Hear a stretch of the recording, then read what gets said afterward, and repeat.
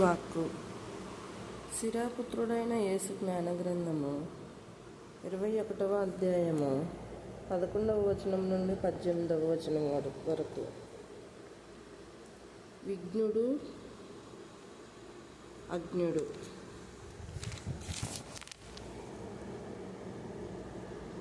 దైవాజ్ఞలను పాటించువాడు తన వాంఛనలను అదుపులో పెట్టుకొనును. దైవభీతి కలవాడు పరిపూర్ణమైన విజ్ఞానను పొందును. తెలివిలేని వానికి బోధింపజాలము, కానీ తెలివిగల వారి వలె నటించువాడు కష్టము పాలగును.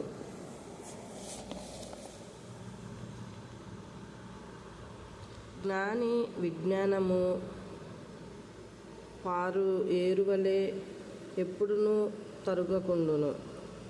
అతడి ఉపదేశము పట్టిపోని చలమవలే ఊరుచుండును. మూర్ఖుని మనసు పగిలిన కుండ వంటిది. అతడు నేర్పిన విజ్ఞానమేమియో హృదయమున నిలవదు. విద్యావంతుడు విజ్ఞాన సూక్తికి మెచ్చుకొనును. అది అతని హృదయంలో నూతన భావములను రేకెత్తించును. కానీ అజ్ఞానుడు విజ్ఞాన సూక్తికి వినినను మెచ్చుకొనడు, దానిని వెంటనే మరిచిపోవును. మూర్ఖుని సంభాషణను వినవలనన్న బరువు నెత్తికెత్తుకొని ప్రయాణం చేసినట్లు భారముగా నుండును. కానీ జ్ఞాని పలుకులు వినుటకు ఇంపుగా నుండును. సభలోని ప్రజలు జ్ఞాని పలుకుల కొరకు ఎదురు చూతురు. వారతని భావములకు ఎనలేని విలువనిత్తురు.